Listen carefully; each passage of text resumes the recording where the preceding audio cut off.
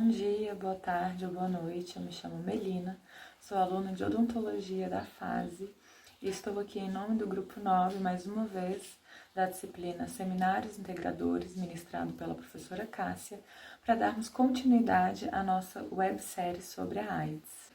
No último episódio, nós vimos sobre o agente etiológico e quais as ações do vírus HIV no nosso organismo. Hoje, nós vamos falar um pouco sobre os sintomas e quais os órgãos afetados. Bom, como já sabemos, o vírus HIV, quando em contato com o organismo humano, ataca diretamente nosso sistema imunológico, as nossas células de defesa. E esse primeiro momento é chamado de infecção aguda. É a primeira etapa da doença, o primeiro estágio.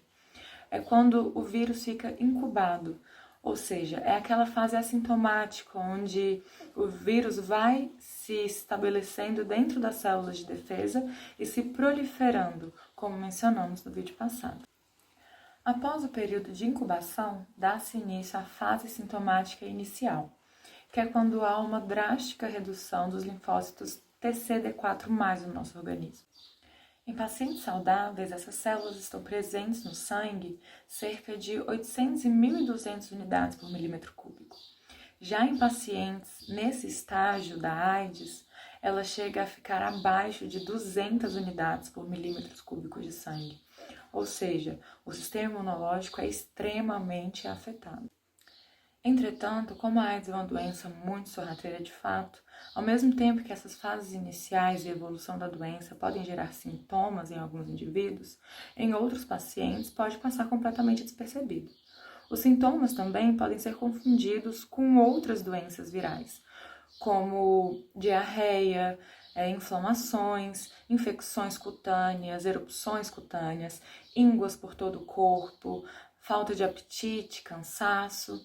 Então, é realmente muito importante que, se o paciente reconhece que houve uma situação de exposição, uma situação de risco àquela patologia, ele vá imediatamente fazer um teste para saber e ter a certeza do que está acontecendo no seu organismo. Por outro lado, com o avanço do vírus HIV no organismo humano, o ser humano vai chegar à fase AIDS da doença, que é onde o vírus já está no estágio avançado, em alta replicação no organismo, e já toma conta de várias células do nosso sistema de defesa.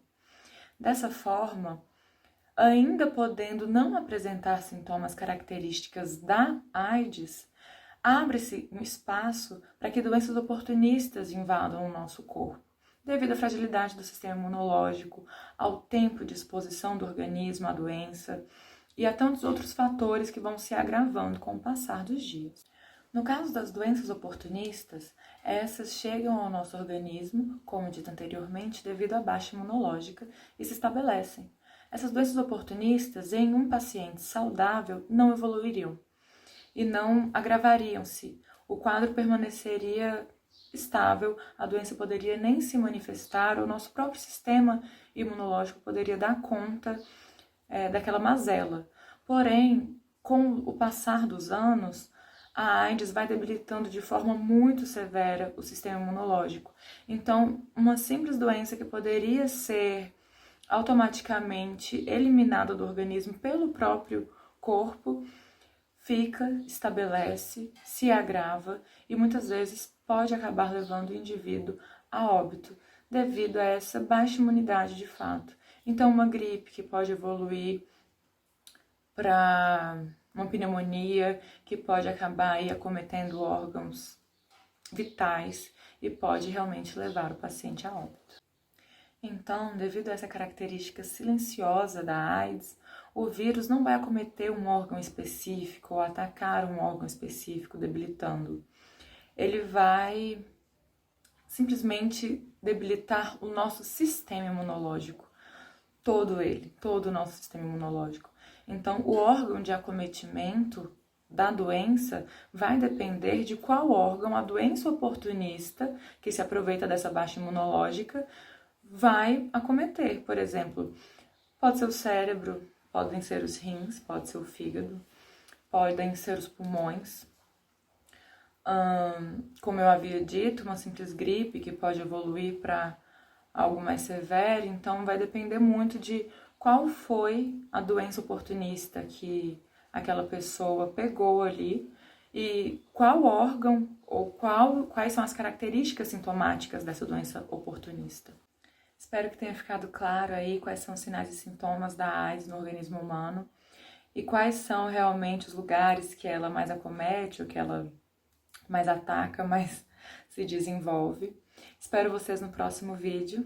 Obrigada, até breve.